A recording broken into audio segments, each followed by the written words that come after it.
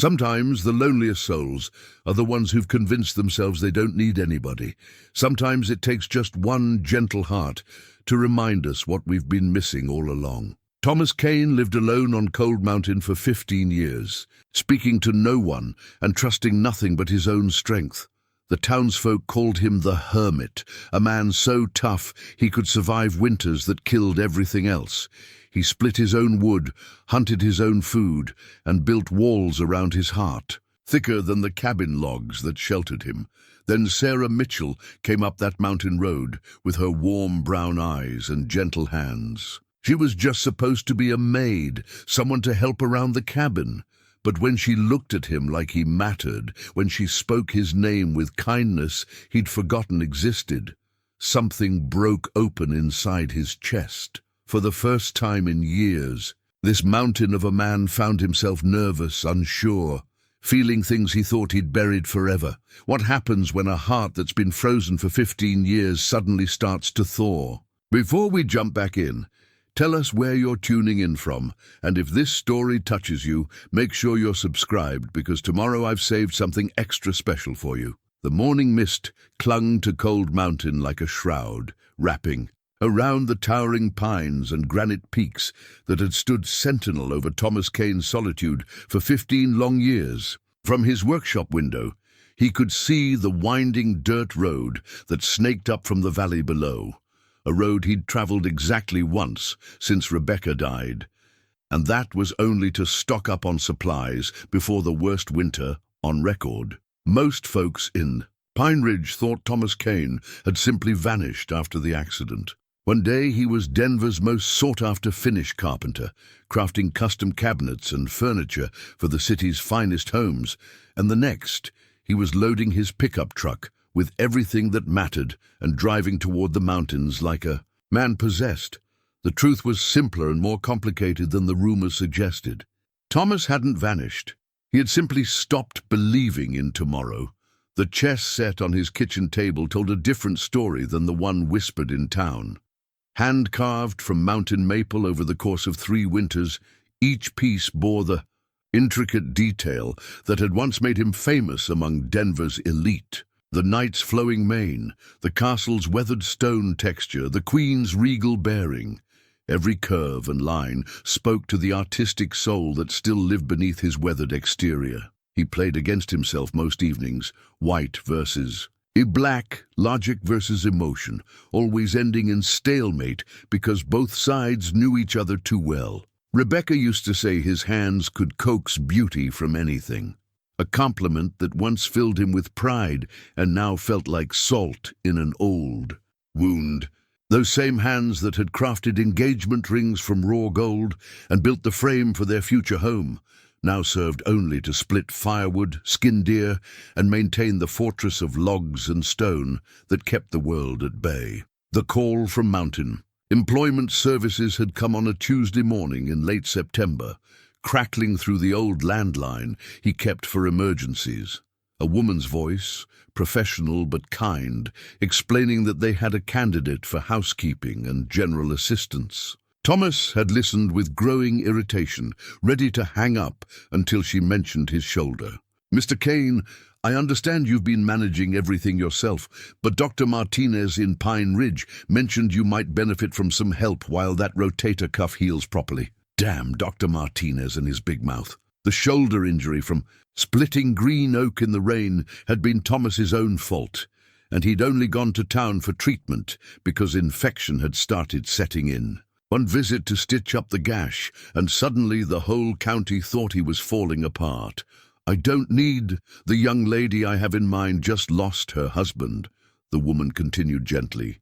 "She's looking for a quiet place to work and heal. Something temporary, just until you're back to full strength." Something in her tone had given Thomas pause. The word healing hung in the mountain air long after he'd reluctantly agreed to meet this Sarah Mitchell. He told himself it was practical. His shoulder did ache something fierce, and the cabin could use attention he'd been putting off. But deep down, in a place he'd walled off years ago, curiosity flickered like an ember in cold ash. Sarah Mitchell's story, as Thomas later learned, was written in the same language of loss that had shaped his own isolation. Married at 22 to David Mitchell, a kind man who sold insurance and dreamed of children they never had. 15 years of trying, of doctors and treatments, and hope deferred until hope itself became too painful to bear. Then came the heart attack at 45, sudden, complete, leaving Sarah with a mortgage she couldn't afford and memories too heavy to carry in their shared spaces. She'd sold everything, keeping only what fit in a single worn suitcase and the beat-up Honda Civic that wheezed its way up mountain roads never meant for city cars. The employment agency had been her lifeline, promising work in places where starting over felt possible rather than pathetic. The suitcase sat on Thomas's kitchen counter now, brown leather scarred by years of use, brass clasps tarnished but still sturdy. Something about it spoke to him, the way it had endured, the way it held everything someone thought they needed for a new beginning. His own journey to Cold Mountain had required a truck bed full of tools and lumber, but Sarah Mitchell had distilled her entire future into one modest bag. He'd watched her arrive from his workshop, hands stilling on the cabinet door he'd been sanding. The Honda had coughed and wheezed up that final steep grade, vapor streaming from under the hood in the cool mountain air. When she'd stepped out, Thomas had expected someone harder, more weathered by loss. Instead, he saw a woman whose brown hair caught the afternoon light, whose movements held a grace that spoke of inner strength rather than defeat. She'd stood for a long moment looking up at his cabin with something like wonder. The structure was impressive, Thomas would admit. That much. 2 stories of hand-hewn logs, a wraparound porch supported by posts he'd turned himself, windows positioned to catch both morning and evening light. Every joint was perfect, every beam precisely placed. It was the kind of craftsmanship that had once been his signature, now serving as his sanctuary. Sarah had knocked gently, 3 soft raps that seemed to echo in the sudden silence of the woods. Even the jay that had been scolding him from the pine outside his window had gone quiet, as if the mountain itself was holding its breath. Opening the door, Thomas had found himself looking down into eyes the color of warm earth after rain. She'd smiled, not the bright, forced expression people wore when they were nervous, but something softer, more genuine. "Mr. Kane, I'm Sarah Mitchell. Thank you for giving me this chance." Her voice carried traces of the South, vowels softened by years in gentler climates. When she'd extended her hand, Thomas had hesitated just a moment too long before taking it.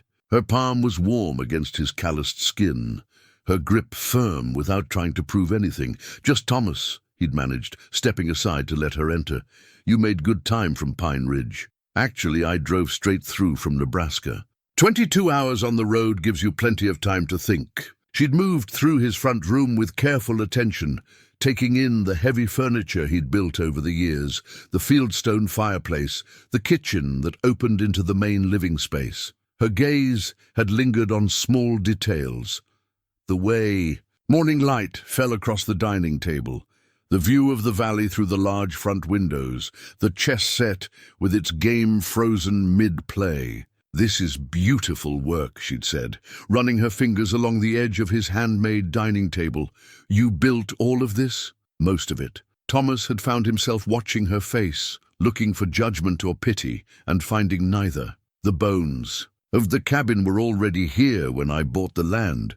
Previous owner started it, never finished, and you finished what he couldn't." Something in the way she'd said it, like it meant more than just carpentry, had made Thomas's chest tighten unexpectedly. He'd shown her to the small bedroom off the kitchen, originally meant to be a pantry, but modified with a window and proper. A door, clean sheets, a quilt his grandmother had made decades ago, a small dresser he'd built during his second winter on the mountain. "It's not much," he'd said, suddenly aware of how sparse everything looked. "It's perfect." Sarah had set her suitcase on the bed and turned back to him with that same gentle smile. "When would you like me to start?" The question had caught him off guard. Most people would have asked about wages, about duties, about how long the arrangement. might last. Sarah Mitchell had simply accepted what was offered and asked how she could be useful. "Tomorrow's fine," he'd said. "I usually get up before dawn, but there's no need for you to—" "I'm an early riser too. Lost the habit of sleeping in years ago." That first night, Thomas had lain in his bed upstairs listening to the unfamiliar sounds of another person in his space. The soft creak of floorboards as she'd moved around the small room, the whisper of fabric as she'd unpacked her few belongings, the quiet click of the lamp switch when she'd finally settled in for the night. For 15 years, the cabin had held only his breathing, his footsteps, his solitary routine. Now there was something else, a presence that changed the very air he breathed. He'd stared at the ceiling rafters he'd hand-hewn and fitted, wondering what he'd gotten himself into, wondering if the employment agency woman had been right about healing requiring more than just time and isolation. The chess set downstairs seemed to mock him in the darkness. All those years of playing against himself, and now he couldn't even predict his next move. Thomas woke to the smell of coffee brewing and bacon frying, scents that had been absent from his cabin for so long they felt like memories made manifest. For a moment, lying in the pre-dawn darkness, he could almost believe he was dreaming. Then Sarah's voice drifted up from the kitchen, humming something soft and melodic, and reality settled over him like a weight. He'd always been first up, first to stoke the fire, first to start the day's survival. The routine had kept him sane through 15 winters of solitude. Now, lying in his bed while someone else moved through his space, he felt displaced in his own home. Downstairs, Sarah stood at his wood-burning stove, tending to cast iron pans, with the confidence of someone who'd cooked on temperamental equipment before. She'd found his good plates, the ones he'd made himself from local clay during his 4th year on the mountain, and set 2 places at the table. The chess set had been moved to the counter, pieces arranged neatly in their starting positions. "Good. Morning," she said without turning around. "I hope you don't mind. I'm not much good at sitting still, and the bacon was going to spoil anyway." Thomas grunted something that might have been thanks and poured himself coffee from the pot she'd made. It was stronger than his usual brew, richer somehow. He'd been drinking the same bitter chicory blend for years, buying it in bulk from the general store in Pine Ridge.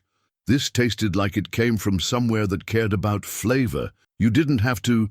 "I wanted to." Sarah turned, spatula in, and he caught his first full look at her in morning light. She'd braided her hair back, revealing the line of her neck and the small scar near her left ear that spoke of childhood accidents and scraped knees. Her clothes were practical, jeans worn soft with age, a flannel shirt that had seen better days but was clean and pressed. "Besides, this is what you're paying me for, isn't it?" He wasn't paying her much, barely enough to cover food and basic needs. They'd settled on an amount that felt more like charity than wages, though Sarah had insisted it was fair for room and board, plus light housework. Looking at the careful way she'd arranged everything, the obvious effort she'd put into making his rough kitchen feel welcoming, Thomas felt the first stirrings of guilt. Breakfast passed in careful conversation. Sarah asked about his shoulder, about the best places to buy supplies in Pine Ridge, about whether the road stayed passable all winter. Safe questions, the kind strangers asked to fill silence. Thomas answered in sentences that revealed nothing. Personal, though he found himself watching her face as she listened. She had a way of giving her full attention to whatever was in front of her. His words, the food, the view out the window, where a red squirrel was performing acrobatics on the bird feeder he'd forgotten he owned. There was something restful about being around someone who wasn't constantly looking past the moment to whatever came next. After breakfast, Sarah began what she called getting acquainted with the house. Thomas retreated to his workshop, telling himself he had plenty to do on the cabinet commission that would keep him busy until winter. But he found himself pausing in his work, listening to her movements overhead as she explored rooms he'd barely entered in months. It was while she was cleaning the front room that she found them. "Thomas!" Her voice carried a note he couldn't identify. "Could you come here for a moment?" He found her standing beside the bookshelf he'd built into the wall near the fireplace, holding a small wooden box he'd forgotten existed. Inside, visible, through the open lid, were photographs. Rebecca at the lake where they'd gotten engaged. Rebecca in her wedding dress that she'd never gotten to wear. Rebecca laughing at something he'd said while they painted the trim on their Denver house. The box sat in Sarah's hands like an accusation. Thomas felt his throat close, felt the familiar surge of panic and anger that came whenever the past intruded on his carefully constructed present. "I was dusting," Sarah said gently. "The box was behind some books. I didn't mean to pry, but when it opened, put it back." The words came out harsher than he'd intended. "Just put it back where you found it." Sarah's eyes, those warm brown eyes that had seemed so kind at breakfast, now held something else. Understanding, maybe, or pity. Both options made Thomas's chest tighten with unwelcome emotion. "She was beautiful," Sarah said, looking down at the photograph on top. Rebecca at 26, golden hair catching sunlight, smile bright enough to power cities. What was her name? Rebecca. The name felt rusty in his mouth. He hadn't said it aloud in years. Her name was Rebecca. "How long were you together?" The question was quiet, careful, but it hit Thomas like a physical blow. How long? How do you measure the time between finding your other half and watching them die? How do you explain that? 3 years can contain a lifetime of love and a forever of loss. "Long enough," he said, and reached for the box. Sarah's fingers brushed his as she handed it over, and the contact sent an unexpected jolt through his system. Not desire exactly, but recognition. The simple human connection he'd been avoiding. For 15 years. He jerked his hand back as if burned, and the box slipped, photographs scattering across the hardwood floor he'd laid himself. They knelt at the same time to gather the scattered memories. Sarah's movements were careful, reverent, as if she understood she was handling pieces of someone's heart. She picked up a photo of Rebecca in their unfinished kitchen, hammer in hand, grinning at the camera with the pride of someone building their future one nail at a time. "She looks happy," Sarah said softly. "You both do." Thomas found himself looking at the photo through Sarah's eyes, seeing not just the loss, but the joy that had existed before it. Rebecca covered in sawdust, celebrating the completion of their kitchen cabinets. He'd taken the picture on the day they'd finished, the day before she'd driven to meet her sister for lunch and never made it home. The admission slipped out before he could stop it. "We were planning.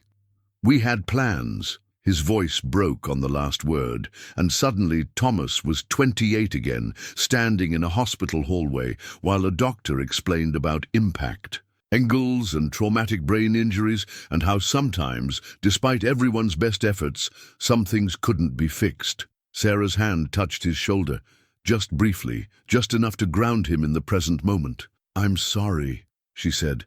"I'm so sorry for your loss." The words were simple, honest, free of the platitudes people usually offered. No mention of God's plan or better places, or how Rebecca wouldn't want him to suffer, just acknowledgement of the fact that losing someone you love feels like losing part of yourself. "It was 15 years ago," Thomas said, as if time could diminish. The ache. "Car accident. She was coming home from—" He stopped, unable to finish the sentence he'd never spoken aloud. "You don't have to tell me." Sarah gathered the remaining photographs and placed them gently back in the box. "But if you ever want to, I'm a good listener." Thomas took the box and stood, his injured shoulder protesting the movement. He should put it back where it belonged, hidden behind books and dust and willful forgetting. Instead, he found himself holding it like it contained something precious rather than painful. "She would have liked you," he said, the words surprising him as much as they seemed to surprise Sarah. "Rebecca always said I was too serious, that I needed someone to remind me how to smile." Sarah's own smile was soft, sad around the edges. Maybe she still is, reminding you, I mean, The idea hit Thomas like a physical blow. Rebecca somehow orchestrating this meeting across 15 years and the vast distance between life and death. It was the kind of romantic notion she would have loved, the kind of thing she would have believed in completely. And for the first time since he'd buried her, Thomas felt something crack open in his chest, not breaking, but beginning to heal. Set the box on the mantel where he could see it, where Rebecca's smile could watch over whatever came next. When he turned back, Sarah was watching him with something like pride in her eyes. "Thank you," he said simply. "For what?" "For not telling me it was time to let go." Sarah nodded, understanding somehow that letting go and moving forward weren't the same thing. "The heart's got room for more than one kind of love," she said.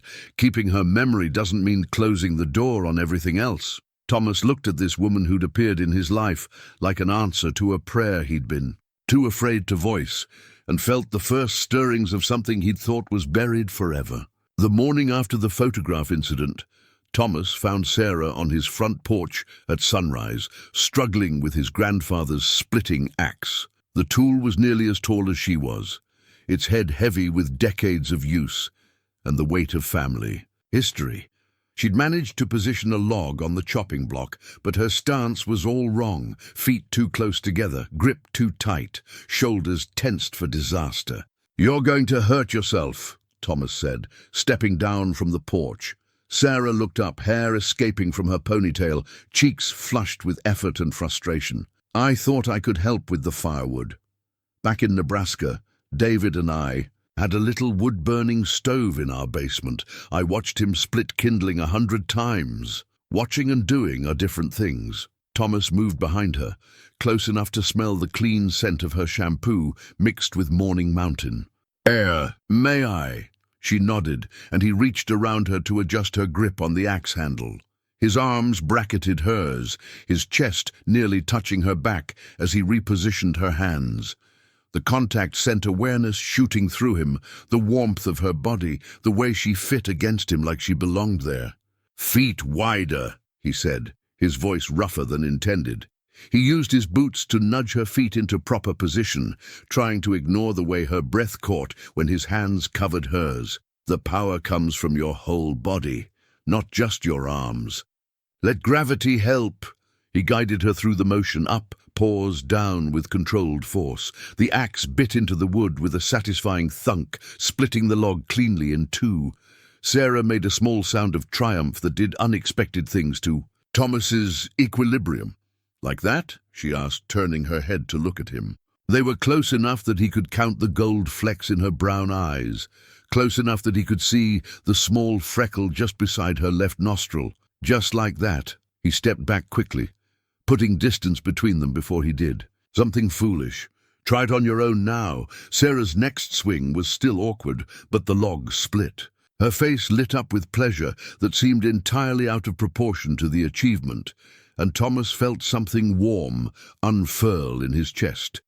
When had he last seen someone take such joy in small victories? They worked together for the next hour, Thomas offering quiet corrections, while Sarah found her rhythm with the axe. She was stronger than she looked, and more determined. When she missed her target and the axe bit into the chopping block, she simply repositioned the log and tried again. "This was your grandfather's?" she asked during a break, running her fingers along the worn handle. "His father's before that. Made the handle myself when I was 16. The original had cracked." Thomas accepted the water bottle she offered, their fingers brushing in the exchange. "Grandpa said an axe was like a marriage, only as good as the care you put into it." Sounds like he was a wise man, wise enough to know that some things are worth maintaining. Thomas took a long drink, using the time to study Sarah's profile as she examined the axe head. "He taught me most of what I know about woodworking, about taking care of tools and land." "Is that why you came here? To honor his teachings?"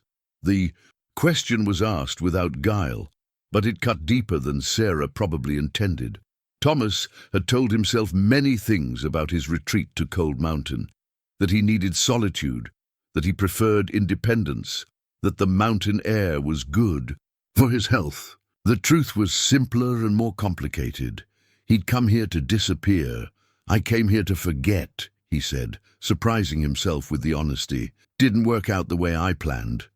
Sarah leaned the axe against the chopping block and turned to face him fully. Maybe forgetting isn't the point. Maybe it's about learning to carry the weight differently.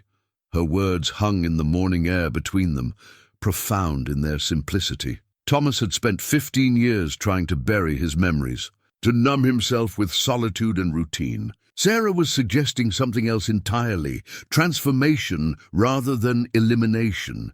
You sound like you speak from experience, he said. 22 months of grief counseling after David died. Sarah's smile was wry, but not bitter. Turns out, avoiding your feelings just makes them stronger. Who knew? Thomas found himself almost smiling at her dry humor. Learn anything useful? That healing isn't a destination. It's a practice. Some days are better than others. She picked up another log and positioned it on the block. And that sometimes the best thing you can do for your grief is give it some company. She swung the axe with more confidence now, the blade biting cleanly through the wood. Thomas watched the smooth motion of her shoulders, the determined set of her jaw, the way morning light caught the auburn highlights in her hair. When had he last noticed such details about another person? They spent the rest of the morning working together. Thomas teaching, Sarah learning. He showed her how to sharpen the axe blade, how to read the grain of different woods, how to stack split logs for proper seasoning. She listened with the focused attention of someone who understood that knowledge was a gift, asking questions that showed she was thinking beyond the immediate task. "Why do you stack them bark side down?" she asked as they arranged the fresh splits in his woodshed. "Bark sheds water. Stack them bark up, and rain pools on top, seeps down into the wood. Bark down, water runs off, and the wood stays dry. Makes sense." Sarah positioned another piece, copying his technique.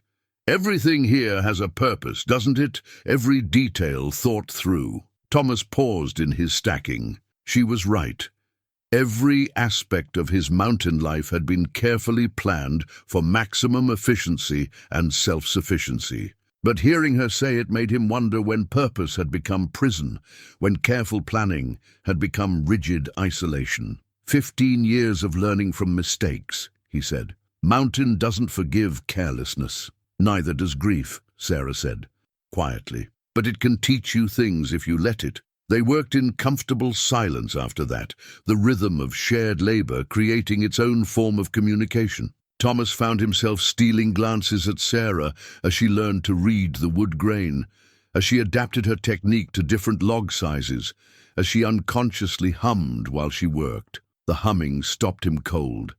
It was something soft and wordless, probably unconscious on her part, but it filled the spaces between their movements with melody, turning work into something warmer, more alive. Rebecca used to hum while she cooked, while she painted, while she worked in their garden.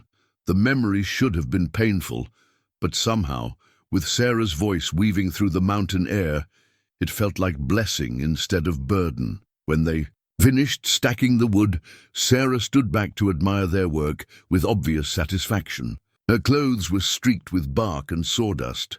Her hair had escaped its ponytail entirely, and there was a smudge of dirt across her left cheek. Thomas had never seen anyone look more beautiful. "Thank you," she said, turning to him with that warm smile that seemed to light up everything around her. "I haven't felt this useful in years. Thank you for the help, and for—" Thomas gestured toward the neat stacks of firewood, but he meant something larger. For bringing music back to his mornings, for making work feel like companionship, for reminding him what it felt like to share simple pleasures with another person. "For what?" Sarah asked. Thomas looked at this woman who'd appeared in his carefully, ordered life like spring water in a desert, and felt something shift in his chest. Not breaking, not even cracking, but opening, like a door that had been locked for so long he'd forgotten it was there. "For reminding me that some things are better when they're shared," he said. Sarah's smile softened, became something more intimate than casual pleasure. "I'm glad I could help." Standing there in the morning light, surrounded by the fruits of their shared labor, Thomas felt the first whisper of possibility. Maybe Sarah was right about grief needing company. Maybe healing wasn't about forgetting, but about finding new ways to honor both the past and the present. Maybe it was time to stop living like a man with nothing left to lose. 3 days later, Thomas discovered Sarah on his back porch at sunset, holding a silver pocket watch and crying. Not the harsh, breaking sobs of fresh grief, but the quiet tears of someone revisiting old sorrows. She sat in the rocking chair he'd built during his second winter, the one that had never quite fit right, because he'd made it too narrow, too stiff, like everything else in his mountain life. He almost retreated, unwilling to intrude on private pain. But something about the way she held the watch, carefully, like it might break, made him step forward instead. "I'm sorry," Sarah said when she noticed him, wiping her eyes with the back of her hand. "I didn't mean to. This is your space. I can go inside?" No need." Thomas settled onto the porch steps, giving her room but not leaving her alone. "Mind if I ask what's got you stirred up?" Sarah turned the watch over in her palm, running her thumb across its engraved surface. Today would have been David's 48th birthday. 15 years of marriage, and I never once forgot to get him a card. Today I woke up, and it took me until sunset to remember. She said it like a confession, like forgetting was a betrayal instead of a sign of healing. Thomas understood that particular guilt, the way grief made you feel responsible for honoring the dead in ways that slowly strangled the living. "Tell me about him," Thomas said. "About David." Sarah looked surprised by the request. "You want to hear about my dead husband?" "I want to understand what you lost." Thomas settled more comfortably on the steps, prepared to listen. Sometimes talking about them helps. Sometimes it doesn't, but the choice should be yours. Sarah was quiet for so long, Thomas thought she might refuse. Then she opened the watch, revealing a photograph tucked inside the cover.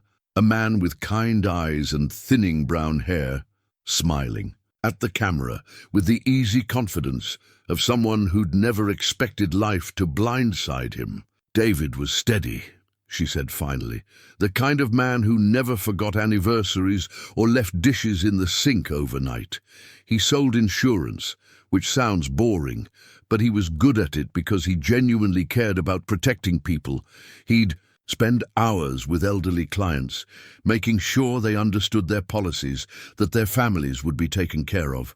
She paused, running her finger along the watch's chain. "He wanted children so badly it hurt. We tried for years. Doctors, treatments, specialists who promised miracles and delivered heartbreak. David never blamed me, never made me feel like I was failing him, even when I blamed myself." Thomas heard the weight in her words, the echo of dreams deferred and hope exhausted. "That must have been hard on both of you." "It was. But we thought we had time. David always said we'd figure it out. Adoption, fostering, something. He was convinced we'd find our way to the family we wanted." Sarah's voice caught slightly. "Then one morning he was loading the dishwasher before work, complaining about his back hurting from yard work the day before. By noon, he was gone. Massive heart attack at 45, with no warning, no history of heart problems." She closed the watch with a soft click. "The paramedics said he probably died instantly. They meant it as comfort, I think. No suffering, no chance to be afraid. But all I could think was that he left for work without kissing me goodbye because we'd had a stupid argument about whether to replace the kitchen faucet." Thomas felt the familiar ache of recognition, the way sudden loss could make every small moment feel either precious or inadequate. How many mornings had he left for the workshop without properly saying goodbye to Rebecca? How many ordinary moments had he failed to treasure because he'd assumed there would be infinite more? "Grief has a way of editing memory," he said quietly. "It highlights the regrets and dims the good times. Is that what happened with you, with Rebecca?" The question was gentle but direct, and Thomas found himself considering it seriously. Had grief distorted his memories of Rebecca, turning their relationship into something more perfect and therefore more irreplaceable than it had actually been? "Maybe," he admitted. I remember her as perfect, which probably isn't fair to either of us. Perfect people don't exist, but perfect love, that's something else. David wasn't perfect, Sarah said with a small smile. He left his socks on the bathroom floor and ate cereal for dinner when I worked late. He could never remember which setting to use on the washing machine, but he was perfect for me, you know. We fit. Thomas nodded, understanding exactly what she meant. Rebecca had been terrible with money, always bringing home stray animals I couldn't afford to keep, singing off-key in the shower every morning. But she'd also been the first person to truly see him, to value his quiet nature instead of trying to change it. David gave me this watch for our 10th anniversary, Sarah continued. Said it was so I'd always have his time, even when he couldn't be with me. I used to think it was the corniest thing in the world. And now it's all I have left of him that still ticks. She wound the watch carefully, listening to its steady rhythm. Sometimes I hate that it keeps working when he doesn't. Sometimes I'm grateful. They sat in comfortable silence as the sun finished setting behind the mountain peaks, painting the sky in shades of orange and purple that made the whole world look like it was burning gently. Thomas found himself oddly at peace with Sarah's tears, with her need to honor David's memory, with the complicated nature of loving people you couldn't keep. "Can I ask you something?" Sarah said eventually. "Sure. Do you think Rebecca would want you to be happy? Really happy, not just surviving?" The question hit Thomas like a physical blow, partly because he'd been asking himself the same thing for days, and partly because he already knew the answer. Rebecca had been many things, but selfish wasn't one of them.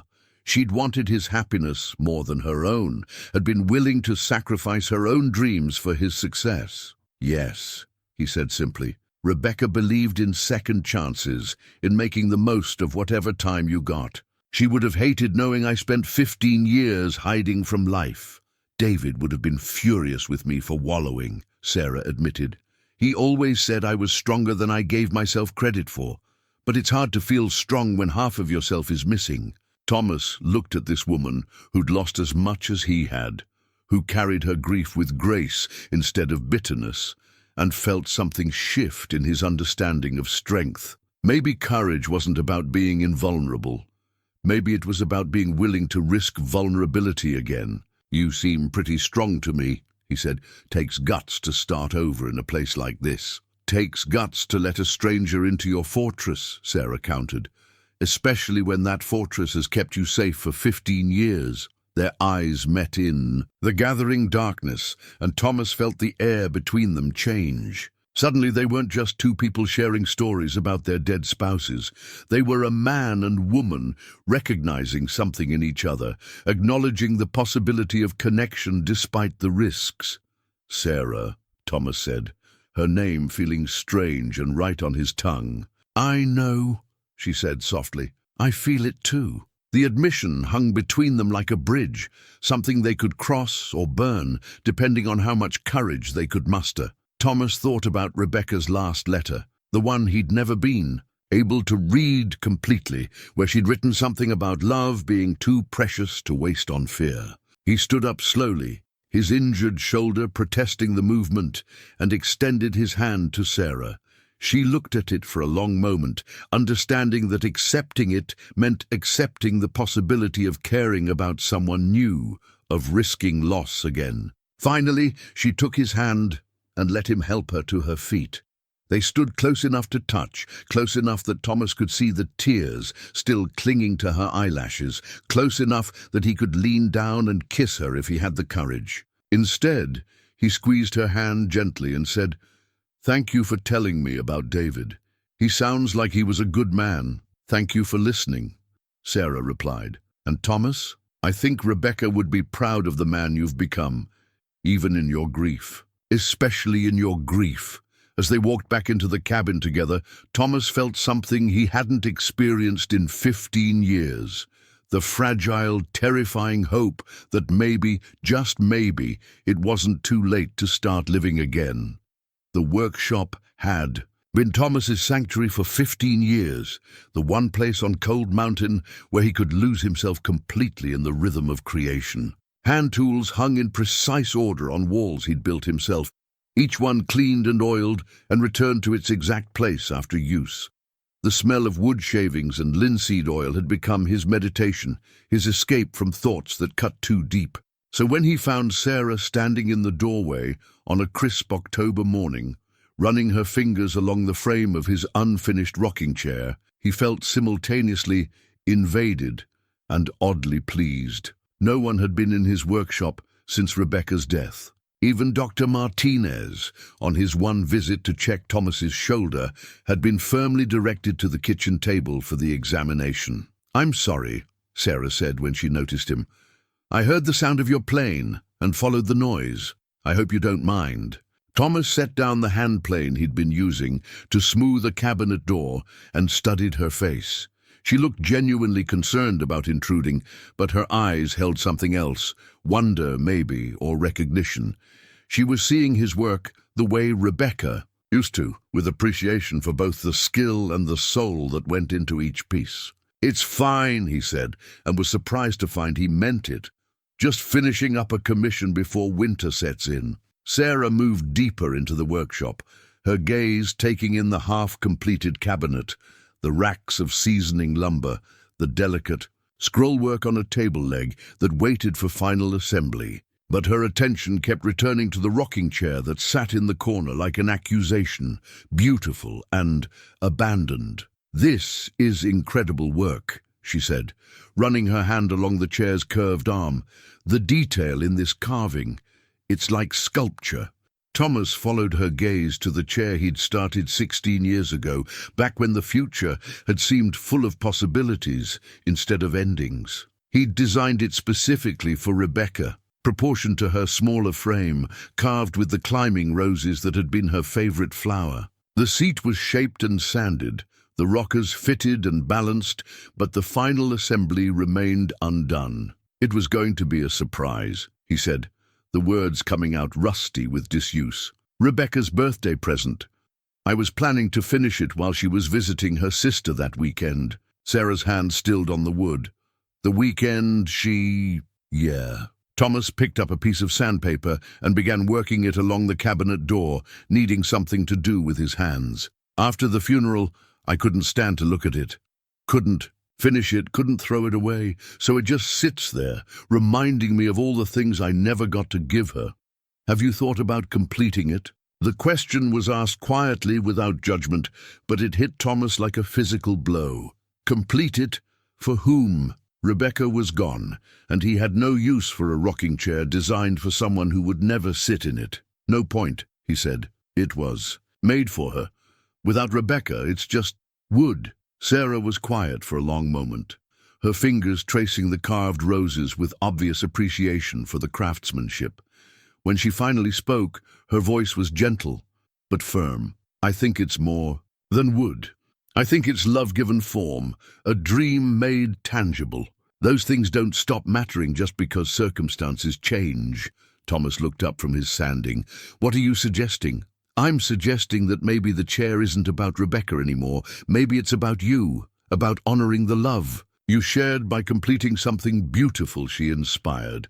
Sarah moved to face him directly. "Maybe finishing it is a way of saying that love doesn't end when people do." The idea was simultaneously appealing and terrifying. Thomas had avoided the chair for 15 years because it represented hope unfulfilled, promises broken by forces beyond his control. But Sarah was proposing something different, that completion could be its own form of healing. "I wouldn't know how to start," he admitted. "Every time I look at it, all I see is failure." "Then maybe you need a different pair of eyes." Sarah picked up one of the loose spindles that would eventually support the chair's back. "Tell me about the design. What made you choose climbing roses?" Despite himself, Thomas found his resistance softening. He'd never had anyone to talk to about his work, about the thought process that went into each piece.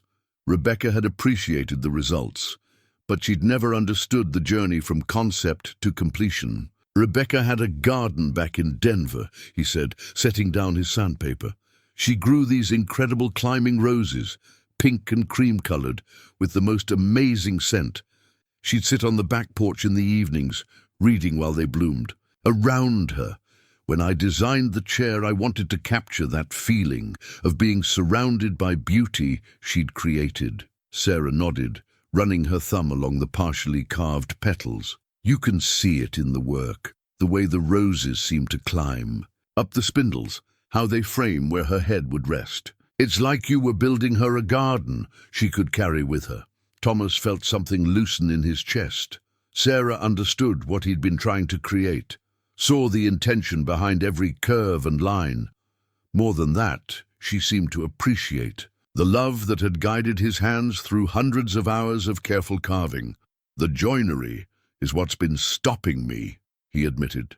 I had this idea for connecting the pieces without visible hardware, everything held together by perfect fits and tension, but the tolerances are so tight that one mistake ruins months of work. Show me, Sarah said simply. For the next hour, Thomas found himself explaining woodworking techniques he'd never shared with another soul. He showed Sarah how the mortise and tenon joints were cut, how the rockers were laminated and shaped, how the carved roses were integrated into the structural elements without weakening them. She listened with the focused attention of someone genuinely interested, asking questions that showed she was thinking beyond the surface. It's like you're solving a three-dimensional puzzle, she said, as he demonstrated how the backrest would fit into the side rails.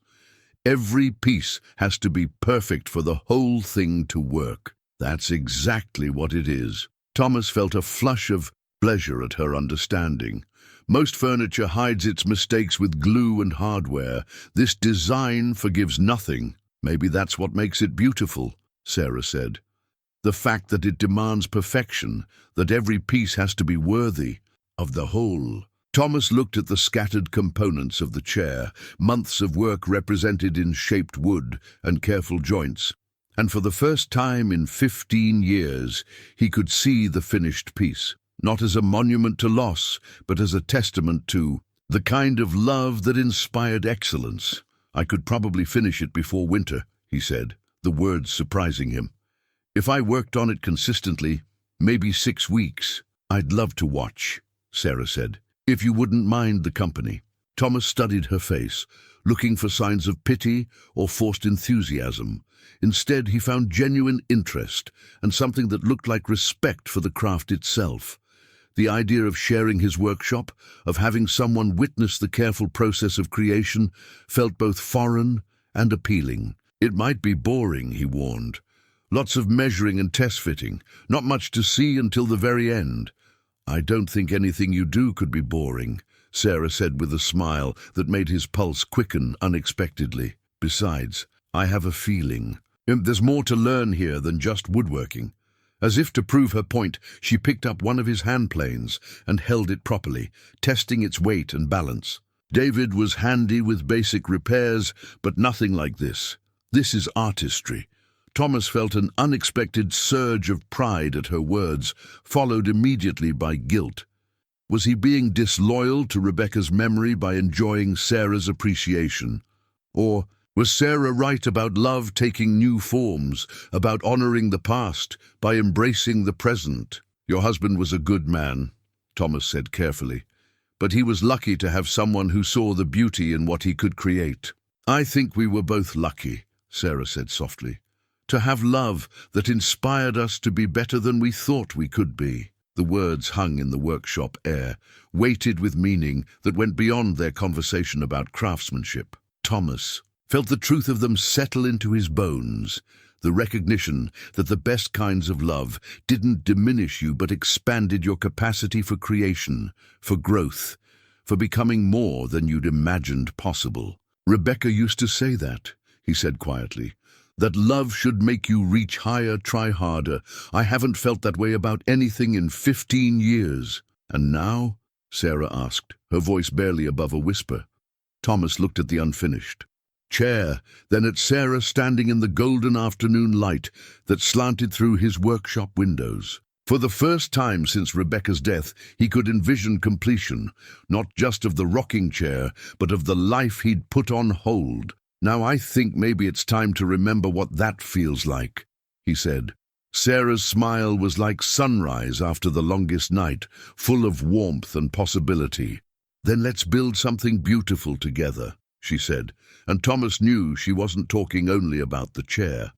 The blizzard arrived 3 days later without warning, turning Cold Mountain into a world of white silence. Thomas had lived through enough mountain storms to recognize the signs, the particular stillness in the air, the way animals went quiet, the feeling of pressure building behind his eyes. But this one caught him off guard with its ferocity, dumping 2 feet of snow in the first 6 hours and showing no signs of stopping. He found Sarah standing at the kitchen window at dawn, watching the wind drive snow horizontal across the cleared space around his cabin. She'd made coffee and started breakfast, maintaining the routine they'd fallen into over the past weeks, but her movements carried an edge of nervous energy. "How long do these usually last?" she asked, as Thomas joined her at the window. "Could be hours, could be days." He studied the way the snow was falling, thick, heavy flakes that spoke of a storm system settling in for a long stay. "Good thing we got that extra firewood split. We'll be burning through it fast to keep the pipes from freezing." Sarah nodded, but he could see the worry in her eyes. City living hadn't prepared her for the reality of being completely cut off from the outside world, dependent entirely on whatever supplies they had on hand. Thomas felt a familiar surge of protective instinct, the need to ensure her safety, to shield her from the mountain's indifferent power. "We'll be fine," he said, meaning it. "Cabins built to handle anything the mountain can throw at us. Plenty of food, plenty of fuel. Just have to wait it out." The storm lasted 4 days. By the second morning, they'd fallen into a rhythm shaped by necessity and proximity. Thomas tended the fires, monitored the generator, checked the roof for ice dam. Formation. Sarah managed their food supplies, cooked meals that stretched their provisions, and found ways to make the cabin feel warm, despite the howling wind outside. But it was the evenings that changed everything.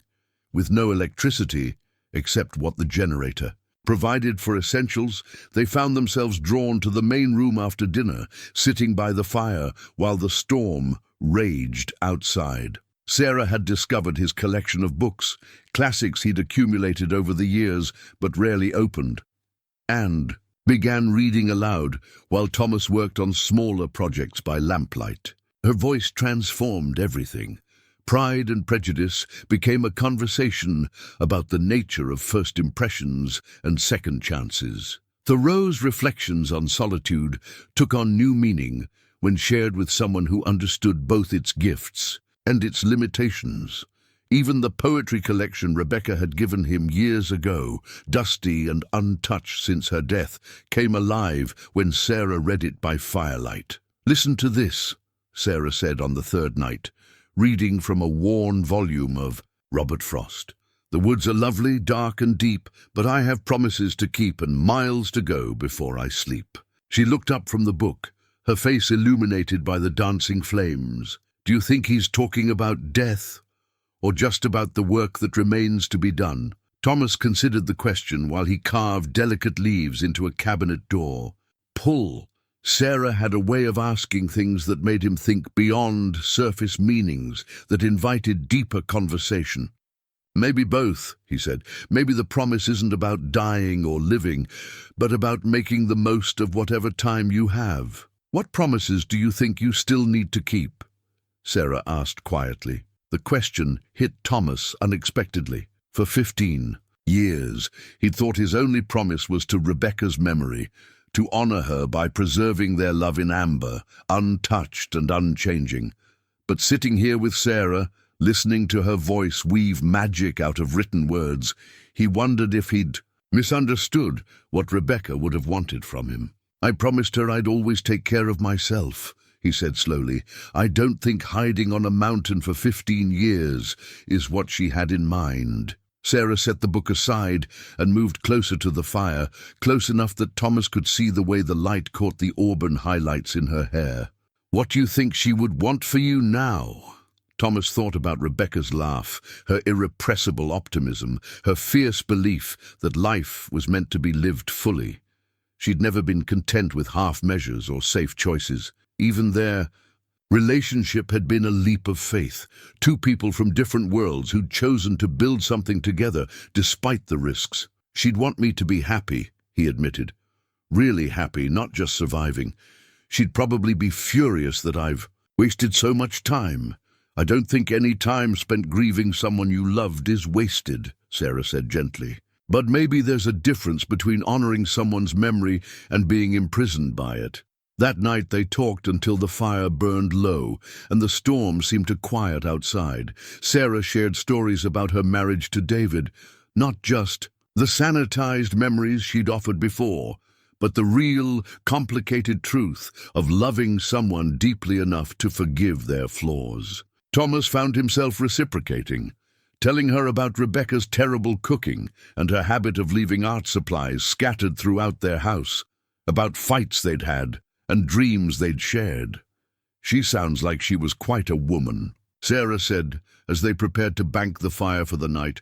"She was, but so are you." The words slipped out before Thomas could stop them, honest and unguarded. Sarah looked at him with something like surprise, then smiled, soft and warm and infinitely gentle.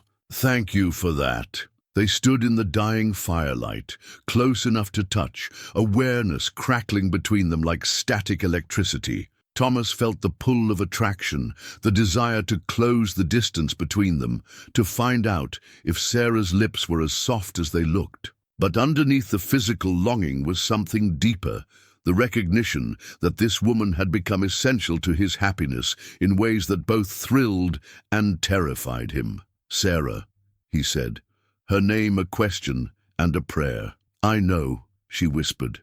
"I feel it too." This time, when Thomas reached for her, she didn't pull away. Her hand was warm in his, her fingers intertwining with his calloused ones, as if they'd been designed to fit together. They stood like that for a long moment, holding hands like teenagers, letting the reality of their connection settle around them. "I'm scared," Sarah admitted quietly. "So am I." Thomas brushed a strand of hair away from her face, marveling at the softness of her skin. "But maybe being scared together is better than being safe alone." When he kissed her, it was with 15 years of stored tenderness, gentle and reverent and full of questions neither of them was ready to answer. Sarah kissed him back with equal care, her free hand coming up to rest against his chest, where his heart was beating hard enough to power. The cabin. They broke apart slowly, foreheads touching, breathing the same air. "This changes things," Sarah said. "Everything," Thomas agreed. Outside, the storm continued its assault on Cold Mountain. But inside the cabin, two people who'd thought they were finished with love discovered they were just getting started. The sea. Letter arrived on a Tuesday morning in late November, carried up the mountain by a postal worker who looked like he'd rather be anywhere else on Earth. Thomas signed for it without thinking, assuming it was another commission inquiry or property tax notice. It wasn't until he saw Sarah's face when he handed her the certified envelope that he realized something was wrong. Her name was written across the front in formal script, Ms. Sarah Elizabeth Mitchell. The return address belonged to Whitmore, Hastings and Associates, attorneys at law, Boston, Massachusetts. Sarah stared at the envelope like it might bite her, her coffee growing cold in her forgotten mug. "Aren't you going to open it?" Thomas asked, settling into the chair across from her at their kitchen table. Over the past month since the storm, everything in the cabin had become theirs. Shared spaces, shared routines, shared quiet moments. That felt more intimate than any passionate declaration. "I know what it is," Sarah said quietly. "I've been dreading this call for 2 years. She opened the envelope with careful precision, unfolding the legal documents inside like they contained explosives. Thomas watched her face change as she read, surprise giving way to shock, then to something that looked like panic. "What is it?" he asked when she'd been silent for too long. Sarah looked up at him with eyes that seemed to hold the weight of impossible choices. My great-aunt Millicent died 3 months ago. She left me her estate. Thomas frowned, not understanding why this news would cause such distress. That sounds like it could be good news, depending on the estate. $17 million, Sarah said flatly, plus properties in Boston and Martha's Vineyard, plus a trust fund that generates about $2 million a year in income. The number hit Thomas like a physical blow. $17 million. It was more money than most people saw in several lifetimes. Enough to buy entire towns, enough to guarantee security for generations, enough to make their quiet life on Cold Mountain seem like poverty by comparison. I don't understand, Thomas said, struggling to process what she'd told him. You said you were struggling financially after David died. If you had family money, I didn't know about it. Sarah's voice was hollow, distant. Aunt Millicent and I exchanged Christmas cards, nothing more. She was my grandmother's sister, and the family had some kind of falling out before I was born. I thought she was just a spinster schoolteacher living in a Boston apartment. Thomas studied the legal documents spread across their table, trying to make sense of the situation. The language was dense, full of legal terminology, but certain phrases jumped out at him. Sole beneficiary, immediate inheritance, residence requirement. There's a catch, Sarah continued, her voice growing smaller. To claim the inheritance, I have to establish legal residence in Boston within 30 days of notification. And I have to maintain that residence for a minimum of 1 year. The words settled between them, like stones dropped into still water, creating ripples that spread outward to touch everything they'd built together. Thomas felt the familiar clutch of abandonment in his chest, the old fear that everyone he cared about would eventually leave him. When do you have to decide? He asked, proud that his voice came out steady. The 30 days started when Aunt Millicent died. Sarah looked at the date on the letter. I have 18 days left. 18 days. Thomas did the math automatically. Barely. Enough time to get Sarah's affairs in order, pack her belongings, and travel to Boston. Certainly not enough time to fight the decision or explore alternatives. You have to take it, he said, the words tasting like ash in his mouth. $17 million. That's generational wealth, security for the rest of your life. Sarah looked at him with something like desperation. I don't want generational wealth. I want this, us, the cabin, the life we're building together. Sarah, be realistic. Thomas forced himself to think practically, to push aside his own desires and focus on what was best for her. You're talking about walking away from more money than most people can imagine. For what? A life of splitting firewood and living paycheck to paycheck? I'm talking about walking away from money I never asked for to stay with the man I love. The words hung in the air between them, the first time either of them had used that particular word. Unless you're trying to tell me you want me to go, Thomas felt his heart break and mend and break again in the space of a single breath. She loved him, this incredible woman who'd brought music back into his life, who'd taught him that healing was possible, who'd made him remember what it felt like to hope for tomorrow. She loved him. And he was going to lose her. It's not about what I want, he said, standing up abruptly and moving to the window where he could see the mountain peaks that had been his refuge for so long. It's about what's smart, what's practical. How can I ask you to give up $17 million for a life on Cold Mountain?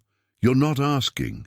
I'm choosing. Sarah's voice was fierce now, passionate. Money doesn't mean anything if you're not happy. I learned that lesson when David died.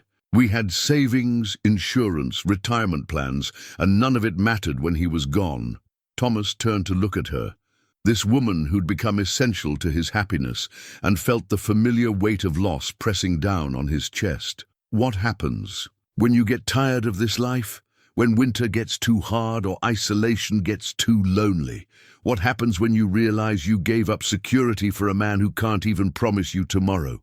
What happens if I go to Boston and spend the rest of my life regretting the choice to prioritize money over love? Sarah stood up, moving to face him directly. "Thomas, I've been wealthy and I've been poor. I've been married and I've been alone. The only time I've been truly happy in the last 2 years is right here, with you."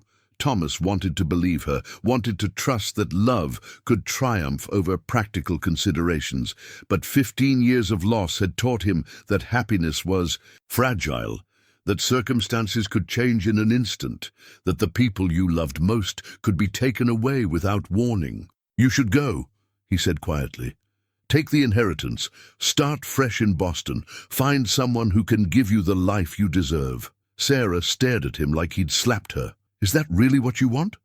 For me to leave? I want you to be safe. I want you to have choices, options, security. I want you to never have to worry about money or survival or whether your truck will make it through another winter." Thomas forced himself to meet her eyes. "I can't give you those things, but this inheritance can." "And what about love? What about partnership, companionship, building something meaningful together?" Sarah's voice was rising now, fueled by hurt and frustration. "Do those things not matter? They matter more than you know." Thomas felt his own voice break slightly. "But they're not enough to justify asking you to walk away from this opportunity." Sarah was quiet for a long moment, studying his face with the intensity of someone trying to solve a puzzle. When she finally spoke, her voice was deadly calm. "You're not protecting me, Thomas. You're protecting yourself. You're so afraid of losing me that you're pushing me away first." The accusation hit its mark with surgical precision. Thomas felt the truth of it settle into his bones, the recognition that fear was driving his response more than practical concern. "For Sarah's welfare, maybe I am," he admitted. "But that doesn't change the math. $17 million versus a life on Cold Mountain with a man who spent 15 years hiding from the world. It's not a fair choice. It's not your choice to make," Sarah said firmly. "It's mine, and I choose you. I choose this life, this place, this chance at happiness we've found together." Thomas looked at this remarkable woman who was willing to sacrifice a fortune for love, and felt his heart break all over again. Because he knew, with the certainty of someone who'd lost everything once before, that he couldn't let her do it. "The answer is still no," he said quietly. "I won't be responsible for you walking away from this inheritance. I won't be the reason. You regret the biggest decision of your life." Sarah stared at him for a long moment, tears gathering in her eyes. "So you're making the decision for me? You're deciding that money is more important than love, that security matters more than happiness. I'm deciding that I love you too much to let you make a mistake you'll regret for the rest of your life." "The only mistake I would regret," Sarah said, her voice breaking, "is leaving the only place I've ever felt like I belonged." She walked out of the kitchen then, leaving Thomas alone with the legal documents and the devastating knowledge that he was about to lose the best thing that had happened to him in 15 years, because he loved her too much to let her stay. The next 17 days passed like a slow-motion catastrophe. Thomas threw himself into finishing the rocking chair with desperate intensity, working from dawn until well past dark, as if completion could somehow make sense of the chaos his life had become. Sarah maintained her duties around the cabin with mechanical precision, cooking meals he barely tasted, maintaining routines that felt increasingly hollow. They spoke when necessary, about groceries, about weather, about the practical details of daily survival. But the easy intimacy they'd built over months of shared mornings and quiet evenings had been replaced by a politeness so careful it felt like walking on ice. Thomas told himself he was doing the right thing. Every time he wavered, every time he caught himself wanting to beg Sarah to stay, he forced himself to remember the numbers. $17 million, $2 million a year in income. A lifetime of security versus a lifetime of uncertainty on Cold Mountain. But late at night, lying alone in his bed while Sarah slept in the room below, he wondered if he was the biggest fool who'd ever lived. The rocking chair was nearly complete now, the final pieces fitted and ready for assembly. Thomas had solved the joinery problems that had stymied him for 15 years, created connections so precise they seemed to defy physics. Every curve was perfect, every carved rose detailed enough to fool the eye into seeing real petals. It was the finest piece he'd ever created, and it was being built for a woman who would never sit in it. On the 15th day, Sarah received a call from the law firm in Boston. Thomas could hear her side of the conversation from his workshop. Polite. Responses to questions about travel arrangements, housing options, the logistics of establishing residency. When she hung up, the silence that followed felt like a death knell. That evening she began packing.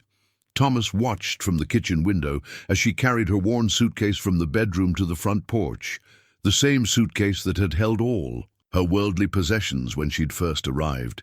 Somehow, after 3 months of shared life, it still contained everything she owned. The realization hit him like a physical blow, how completely she'd integrated into his world while leaving. So little material trace of her presence. "The bus to Denver leaves day after tomorrow," Sarah said when she came back inside. "I can catch a flight to Boston from there." Thomas nodded, not trusting his voice to remain steady. 2 days. 48 hours, and then Sarah Mitchell would walk out of his life as suddenly as she'd entered it. "What will you do with the inheritance?" he asked, because he needed to fill the silence with something other than his own regrets. "I don't know yet. Probably sell the properties, donate most of the money to charity, keep enough to be comfortable, but not enough to feel guilty." Sarah's voice was matter-of-fact, as if discussing the weather rather than life-altering wealth. "David always said money was a tool, not a goal. I think he'd approve of using it to help other people." The casual way she discussed giving away millions of dollars only emphasized what Thomas was losing. This woman who could walk away from unimaginable wealth without a second thought, who measured success in kindness rather than accumulation. She was about to disappear from his life forever. "That sounds like something David would say," Thomas managed. "He was a good man. He taught me that happiness comes from how you live, not what you own." Sarah's smile was sad but genuine. "I think you would have liked him. I think I would have, too." They prepared dinner together one last time, moving around each other in the kitchen with the choreographed precision of partners who'd learned each other's rhythms. Sarah made her famous cornbread, the recipe she'd finally perfected using his temperamental wood-burning oven. Thomas grilled venison steaks from the deer he'd taken early in the season, the meat tender and flavorful from proper aging. It should have been a celebration of everything they'd learned together, all the ways they'd adapted to each other's presence. Instead, it felt like a wake. "I want you to know," Sarah said as they sat down to eat, "that these months with you have been the happiest of my adult life. Not just since David died, since before I ever met him. You've given me something I thought I'd lost forever." Thomas looked across the table at this woman who'd transformed his existence simply by being willing to see him as more than his grief, and felt his carefully constructed resolve begin to crumble. "What's that?" he asked. "Hope," Sarah said simply. "The belief that life can surprise you, that it's possible to start over no matter how old you are or how much you've lost. You've taught me that love doesn't have an expiration date." The words hit Thomas like a sledgehammer to the chest. Here was Sarah, about to leave for a new life because he'd insisted she take it, telling him that he'd given her hope. The irony was so bitter, he could taste it. "Sarah," he started, then stopped, unsure what he could possibly say that would make any of this hurt less. "It's okay," she said gently. "I understand why you can't ask me to stay. After Rebecca, after 15 years of protecting yourself from loss, I understand why $17 million feels safer than taking a chance on love. It's not about safety," Thomas protested. "It's about what's best for you." "Is it?" Sarah's voice was quiet but direct. "Or is it about what feels safest for you? Because from where I'm sitting, it looks like you're choosing the certainty of losing me over the risk of keeping me." Thomas stared at his plate, unable to meet her eyes, because he knew she was right. Fear was driving his decision more than practical. Concern for her welfare, fear of loss, fear of vulnerability, fear of caring so deeply about someone that their absence could destroy him again. "I can't go through that again," he admitted quietly. "Losing Rebecca nearly killed me. I can't survive watching someone else I love walk away. So instead, you're making me walk away now." Sarah's voice held no accusation, just sad understanding. "You're guaranteeing the loss you're afraid of experiencing." The logic was inescapable, devastating in its clarity. Thomas had spent 15 years hiding on Cold Mountain to avoid the pain of loss, only to create the exact scenario he'd been trying to prevent. After dinner, Sarah retreated to her room to finish packing, while Thomas worked on the final assembly of the rocking chair. Each joint fitted perfectly, the pieces coming together with the satisfying precision of a master craftsman's work. By midnight, it was complete. The most beautiful piece of furniture he'd ever created, built with techniques that pushed the boundaries of what wood could do. He carried it to Sarah's room and knocked softly on her door. "Come in," she called. Thomas entered to find her sitting on the bed, surrounded by the few possessions she'd accumulated during her time on the mountain. A flannel shirt he'd given her when the weather turned cold, a pair of wool socks she'd bought in Pine Ridge, the book of poetry they'd read together by firelight. "I wanted to give you this," Thomas said, setting the rocking chair beside her bed. "It's finished." Sarah looked at the chair with wonder, running her hands along the carved roses, testing the gentle motion of the rockers. In the soft lamplight, the wood seemed to glow with inner warmth, every detail perfect and lovingly rendered. "Thomas, it's magnificent," she breathed, "but I can't take this. It was meant for Rebecca." "It was started for Rebecca," Thomas corrected, "but it was finished for you. She would have wanted you to have it, something beautiful to remember this place by." Sarah's eyes filled with tears as she continued to examine the chair, understanding the significance of what he was offering. This wasn't just furniture. It was 15 years of suspended grief transformed into something beautiful, proof that love could create lasting meaning even in the face of loss. "Thank you," she whispered. "I'll treasure it always." They stood in the quiet room, surrounded by the evidence of her departure, and Thomas felt the last of his resistance crumble. Tomorrow, Sarah would board a bus and disappear from his life. The day after that, Cold Mountain would return to its 15-year silence, and he would return to his careful routine of survival without living. "Sarah," he said, her name a prayer, and a surrender. "I know," she said, moving into his arms. "I love you too." When he kissed her this time, it was with the desperate intensity of a man trying to memorize everything about a moment he knew he'd never experience again. Sarah kissed him back with equal fervor, her hands fisting in his shirt as if she could hold on to him through sheer force of will. They made love that night, with the bittersweet passion of people saying goodbye, every touch weighted with the knowledge that it might be the last. Thomas tried to memorize everything, the sound of Sarah's breathing, the way she felt in his arms, the soft words of love she whispered against his neck. When morning came, he would have to let her go. But for one night, they belonged completely to each other, love triumphant over fear and practical considerations and the weight of $17 million. For one night, they were enough. The morning of Sarah's departure dawned grey and cold, with the kind of overcast sky that promised snow before nightfall. Thomas loaded her suitcase and the carefully wrapped rocking chair into the back of his pickup truck, the same vehicle that had carried him up Cold Mountain 15 years ago and hadn't descended since. His hands shook as he fitted the keys into the ignition. Sarah sat beside him in the passenger seat, wearing the wool coat she'd arrived in, and the determined expression of someone trying to be brave. They'd barely spoken since waking, both of them understanding that words would only make the leaving harder. The truck coughed to life after several attempts, engine protesting the cold and the years of disuse. Thomas had maintained it mechanically, changed the oil, kept the battery charged, replaced worn belts, but he'd never actually driven it anywhere. Now, faced with the prospect of navigating mountain roads he hadn't traveled in 15 years, he felt a familiar surge of panic. "You don't have to come," Sarah said quietly as he wrestled the transmission into gear. "I can call a taxi from Pine Ridge." "I'm taking you to the bus station," Thomas said firmly. It was the least he could do. See her safely to her new life, even if he couldn't be part of it.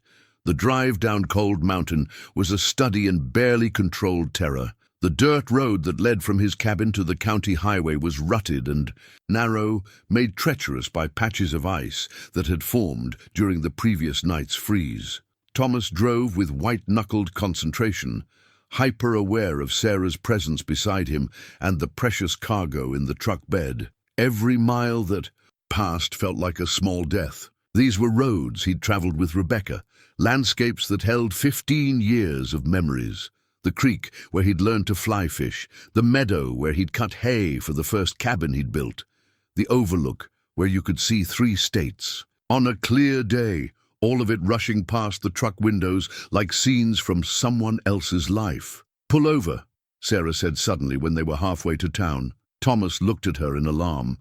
"Are you sick? Car sick?" "No, just, please, pull over." He guided the truck to a wide spot beside the road, a place where the mountain fell away to reveal the valley spread out below. Pine Ridge was visible in the distance, a small cluster of buildings surrounded by ranchland and the geometric patterns of irrigated fields. Sarah got out of the truck and walked to the edge of the overlook, her hair whipping in the cold wind. Thomas followed, concerned by the tension in her shoulders and the way she stood as if poised for flight. "I can't do this," she said, without turning around. Thomas felt his heart stop. "Can't do what?" "I can't get on that bus. I can't go to Boston and pretend to be grateful for money I never wanted." Sarah turned to face him, tears streaming down her cheeks. "I can't walk away from the only place I've ever felt like I belonged." "Sarah, you have to. The inheritance. Damn the inheritance!" The words exploded out of her with surprising vehemence. "I don't want it. I never wanted it. I want this, us, the mountain, the life we built together. I want to wake up every morning, knowing I'm exactly where I'm supposed to be." Thomas felt something break open in his chest, hope and terror warring for dominance. "You can't mean that. $17 million is just paper," Sarah finished. "Numbers in a bank account. It can't hold you when you're scared. Can't make you laugh when you're sad. Can't love you back when you need it most." She stepped closer, close enough that he could see the gold flecks in her brown eyes. "You can, Thomas. You do. What about security? What about your future?" "My future is standing right in front of me, trying to convince me to choose money over happiness." Sarah reached for his hands, gripping them tightly. "Thomas, I've been wealthy and I've been poor. I've been married and I've been alone. The only time I've been truly alive in the last 2 years is with you on Cold Mountain, building something real." Thomas stared at this remarkable woman who was willing to walk away from generational wealth for love, and felt his carefully constructed defenses finally crumble completely. What if you regret it? What if you wake up in 5 years and wish you'd taken the money? What if you wake up in 5 years and wish you'd fought for us instead of pushing me away? Sarah's voice was fierce now, passionate. What if we spend the rest of our lives wondering what might have been because we were too afraid to take a chance on love? The questions hit Thomas like physical blows, each one highlighting the magnitude of what he was about to lose. This woman who loved him despite his scars, who'd brought music back into his life, who'd taught him that healing was possible, she was choosing him over unimaginable wealth, and he was still trying to talk her out of it. "I'm scared," he admitted, quietly. "So am I." Sarah moved closer, close enough that he could feel her warmth despite the cold wind. "But I'm more scared of living without you than I am of taking a chance on us." Thomas looked down at this woman who'd become essential to his happiness, who'd shown him that love was worth the risk of loss, and felt something shift inside him, not breaking, but opening, like a door that had been locked for 15 years, finally swinging free. "The bus leaves in an hour," he said, his voice rough with emotion. "Then we need to decide right now," Sarah said. "Together. Do we get on that bus and spend the rest of our lives wondering what if? Or do we go home and build something beautiful? Home." She'd called Cold Mountain home, and Thomas realized that was exactly what it had become. Not just his refuge from the world, but their sanctuary. The place where two broken people had learned to love again. He looked at the valley spread, out below them, at the town where Sarah's bus waited, at the road that led back up the mountain to the life they'd built together. For 15 years, fear had made his choices for him. Fear of loss, fear of vulnerability, fear of caring too deeply about someone who might leave. But standing here with Sarah, feeling the fierce love that radiated from her like warmth from a fire, Thomas realized that the greatest fear should be the fear of not living at all. "Let's go home," he said simply. Sarah's smile was like sunrise after the longest night, brilliant and warming and full of infinite possibility. "Are you sure?" Thomas pulled her into his arms, holding her tight against his chest, where his heart was beating strong and steady for the first time in years. "I've never been more sure of anything in my life." When he kissed her, it was with the knowledge that they were choosing each other over safety, love over security, hope over fear. It was a kiss that tasted like second chances and new beginnings, like promises kept and dreams fulfilled.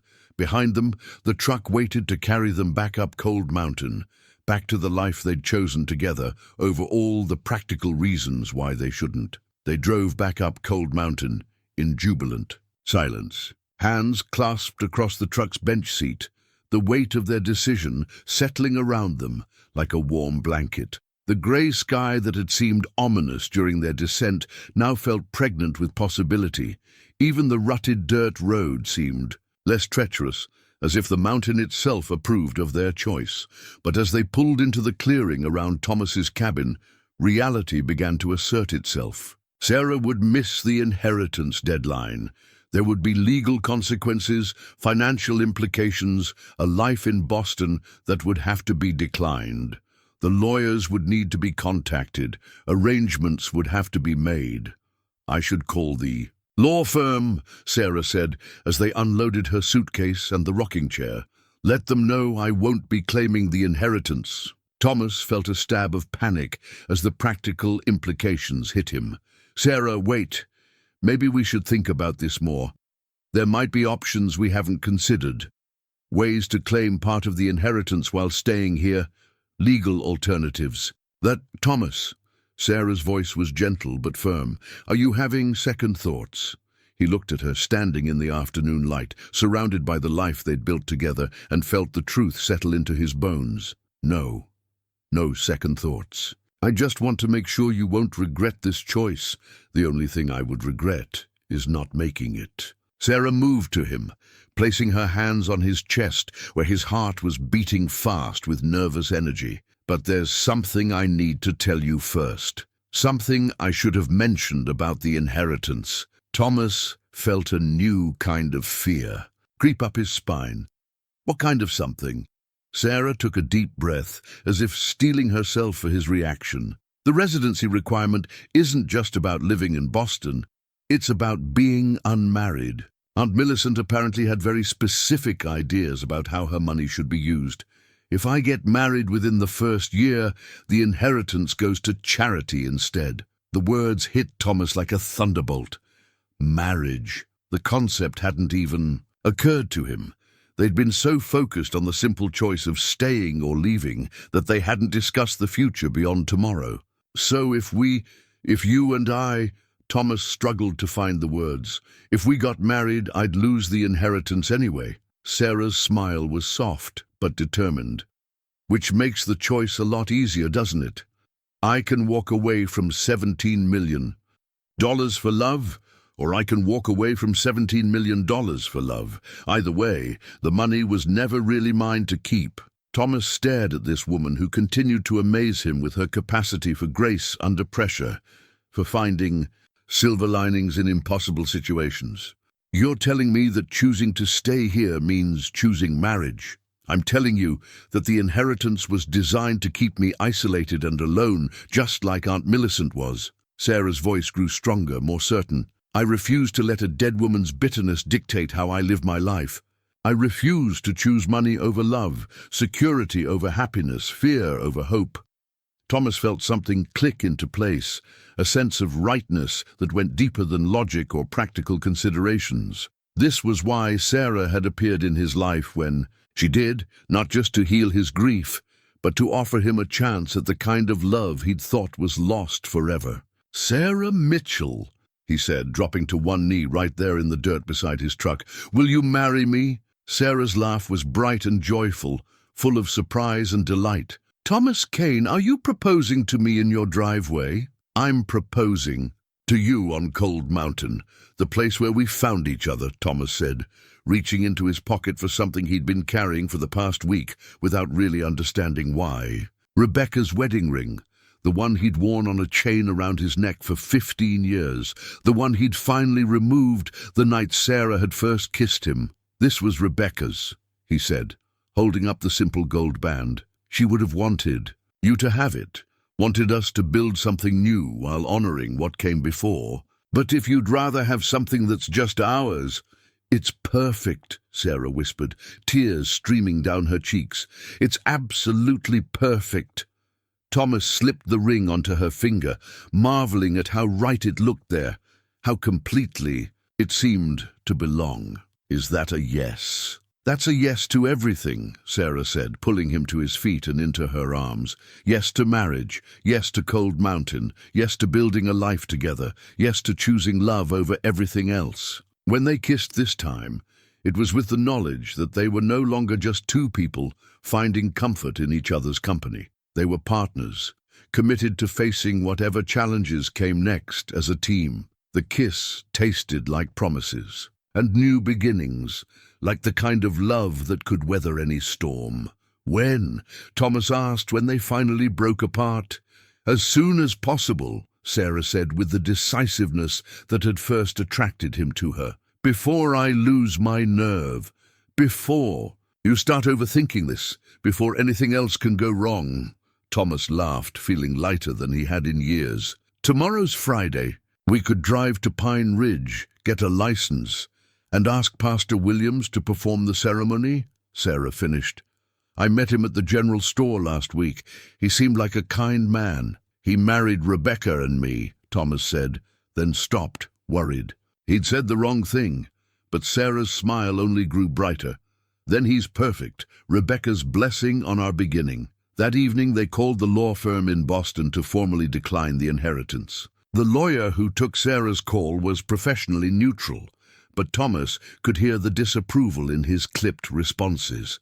$17 million didn't get refused often, and certainly not for something as impractical as love. "Are you certain about this decision, Ms. Mitchell?" the lawyer asked, during what was clearly a final attempt to change her mind. "This inheritance represents financial security for multiple generations. Once declined, it cannot be reclaimed." "I'm certain," Sarah said, looking at Thomas as she spoke. "I found something more valuable than money. And what might that be?"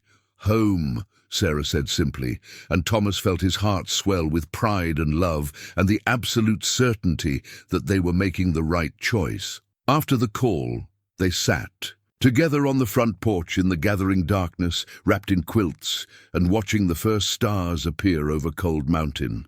The rocking chair sat between them, perfect in its completion, a symbol of everything they'd learned about love and loss and the courage required to begin again. "No regrets?" Thomas asked, as Sarah's head found its way to his shoulder.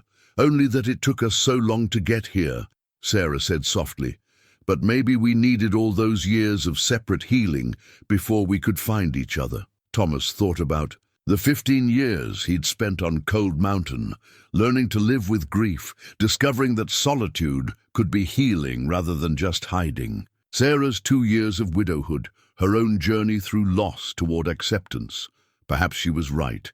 Perhaps their individual paths had been necessary preparation for this moment, this choice, this chance at love redeemed. "Tomorrow we'll be married," he said, still marveling at the reality of it. Tomorrow will be officially what we already are, Sarah corrected. Partners, companions, two people who chose each other over everything else the world had to offer. As if in celebration of their decision, the first snow of winter began to fall. Soft, gentle flakes that caught the light from their windows and transformed the world into something magical. Thomas watched it accumulate on the porch railing, on Sarah's hair, on the mountains that had sheltered his grief and now would witness his joy.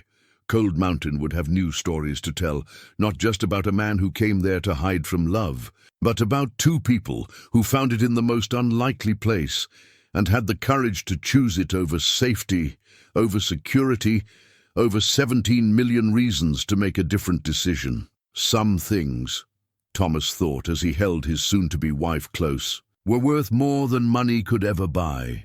6 months later, Sarah Kane sat in the rocking chair on the front porch of their expanded cabin, watching her husband split firewood with the same methodical precision he brought to everything in his life. The morning sun caught the silver threads that had appeared in his dark hair over the winter, and she marveled at how completely this mountain man had transformed from the isolated hermit she'd first encountered.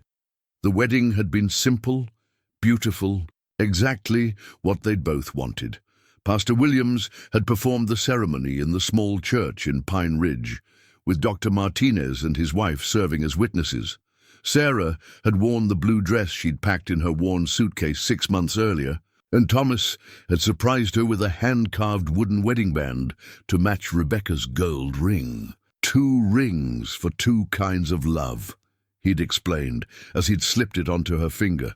The gold to honor what came before, the wood to celebrate what we're building together. Now, Sarah twisted both rings on her finger as she watched Thomas work, remembering their wedding night when they'd returned to Cold Mountain as husband and wife. The cabin had felt different somehow, not just Thomas's space that she was sharing, but truly theirs, a home they'd chosen together. The inheritance money was gone, donated to charities that helped widows and widowers rebuild their lives after loss.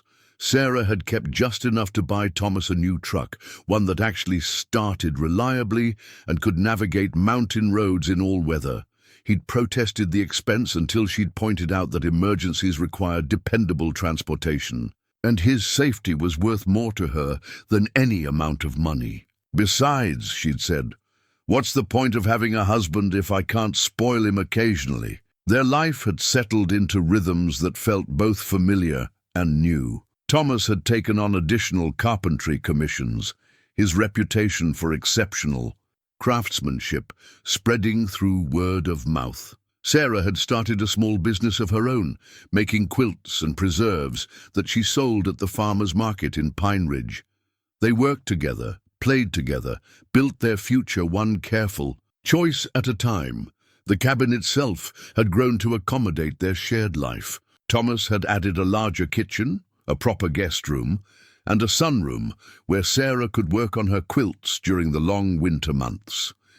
The expansion had been carefully planned to complement the original structure, additions that honored the past while embracing the future, but it was the small changes that meant the most. Fresh flowers on the kitchen table, 2 coffee mugs instead of 1. Books scattered throughout the house instead of lined up in perfect order.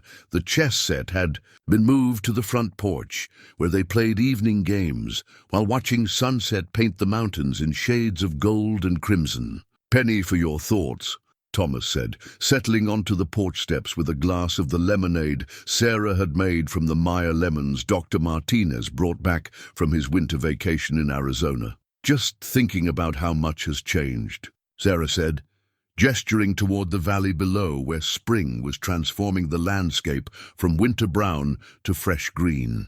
6 months ago, I thought my life was effectively over. Now I can't imagine being anywhere else." Thomas followed her gaze to the mountains that had sheltered their love through its tentative beginning and would witness whatever came next. Any regrets about the inheritance? It was a question he'd asked periodically over the winter, always with the tone of someone genuinely concerned about her welfare. Sarah's answer had never varied. "None," she said firmly. "Money can't buy what we have here. It can't buy the sound of your voice reading to me by firelight, or the way you sing off-key while you work, or the feeling of waking up every morning knowing I'm exactly where I belong." "I don't sing off-key," Thomas protested with mock indignation. "Darling, you couldn't carry a tune if it had handles," Sarah said, laughing at his wounded expression. "But I love it anyway. I love everything about this life we've built." Thomas moved to sit beside her, close enough that she could lean against his shoulder and feel the steady rhythm of his breathing. They'd developed dozens of these small intimacies. Over the months, ways of touching and being close that spoke of deep affection and complete comfort with each other. "I got a call from the employment agency today," Thomas said casually. "They wanted to know if we needed any additional help around the place." Sarah looked up at him with sudden alertness. "What did you tell them? That we were managing fine on our own?" Thomas's smile was soft, private. "But it got me thinking about how different things might have been if you'd never answered that original posting. If the agency had sent someone else, you mean?" "If they'd sent anyone else," Thomas agreed. "Or if you'd taken one look at this place and decided it wasn't worth the trouble. If you'd been less patient with a cranky hermit who'd forgotten how to be around people." Sarah considered the alternative timeline he was proposing, a world where they'd never met, where she'd gone to Boston to claim an inheritance she'd never wanted, where Thomas had remained alone on Cold Mountain with only his grief for company. The thought made her shudder. "I don't think there was ever really a choice," she said finally. "From the moment I saw this place, saw you, I knew I was home. It just took me a while to admit it to myself, even when I was actively trying to push." "You away?" "Especially then," Sarah said with a laugh. "Nothing makes a woman more determined than a man who thinks he knows what's best for her." Thomas winced at the memory of his misguided attempts to convince her to take the inheritance. "I was an idiot." "You were scared," Sarah corrected gently. "And you'd spent 15 years learning to protect yourself from loss. It's natural that you'd try to control the situation rather than risk being hurt again. What about you? Were you scared?" Sarah considered the question seriously. She had been terrified of making the wrong choice, of giving up security for an uncertain future, of loving someone enough to risk losing them. But the fear had been overridden by something stronger. "Terrified," she admitted, "but more afraid of living a safe, empty life than of taking a chance on love. David always said that regret was heavier than failure, and I couldn't bear the thought of spending the rest of my life wondering what might have been." They sat in comfortable silence, watching the afternoon light shift across the valley below. In the distance, a red-tailed hawk circled on thermal currents, riding the mountain air with effortless grace. Sarah had learned to identify the local wildlife over the winter, the different bird calls, the tracks various animals left in the snow, the signs that indicated changing weather patterns. "I love how quiet it is here," she said eventually. "Not empty quiet, but peaceful quiet, like the mountain is holding its breath, waiting to see what we'll do next." "What do you want to do next?" Thomas asked, and something in his tone made Sarah look at him more closely. "What do you mean?" Thomas was quiet for a moment, as if gathering courage for whatever he was about to say. When he finally spoke, his voice held the same nervous energy she remembered from their early days together. "I mean, what do you want our life to look like 5 years from now, 10 years? Do you want to stay here forever, or do you think you might get tired of the isolation? Do you want to travel, see other places? Do you want—" He paused, then rushed ahead. "Do you want children?" The question hung in the mountain air between them, weighted with significance. Sarah had wondered when this conversation would come up, had been preparing for it without really knowing what her answer would be. "I want whatever life we can build together," she said carefully. "Travel sounds wonderful, as long as we always come back here. This place will always be home, no matter where else we might go. And children?" Sarah felt her heart squeeze with old longing and new possibility. "I'd love to have children with you, if that's something you want. But I need you to know that I'm 43 years old. The chances of natural conception are better than you think, Thomas interrupted gently. Dr. Martinez mentioned adoption options too, if that's something you'd consider. Older children who need families, kids who've been overlooked by people wanting babies. Sarah stared at her husband, this man who continued to surprise her with his depth and thoughtfulness. You've been researching this. I've been hoping, Thomas corrected. Hoping that maybe we could give some child the kind of love and stability that Cold Mountain can provide.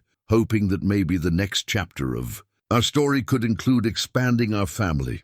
The image of children playing in the meadow behind their cabin, of teaching them to split wood and identify bird calls and appreciate the profound peace of mountain living, filled Sarah with a longing so strong it took her breath away. Yes, she said simply. Yes to all of it. Children travel whatever adventures come next, as long as we face them together. Thomas's smile was brilliant, transforming his entire face. Together, he agreed, and kissed her with the promise of all the tomorrows they would share. As evening settled over Cold Mountain, Sarah Kane rocked gently in the chair her husband had finished for love, surrounded by the life they'd chosen. Over safety, over security, over 17 million reasons to make different choices. The mountain wind carried the scent of pine and wildflowers, the promise of summer warmth and autumn colors and winter snows that would find them still here, still together, still amazed by their good fortune in finding each other. Sometimes, the loneliest souls really were the ones who'd convinced themselves they didn't need anybody. Sometimes it really did take just one gentle heart to remind them what they'd been missing all along. And sometimes, if they were very lucky and very brave, they found the courage to choose love over fear, hope over safety, and the uncertain beauty of building something new together over the comfortable pain of staying alone. Cold Mountain had witnessed many stories over the centuries. Tales of survival and struggle, of dreams deferred and hopes abandoned. But now, it held a different kind of story, one written in the sound of shared laughter, the rhythm of rocking chairs on front porches, and the quiet contentment of two hearts that had finally found their way home.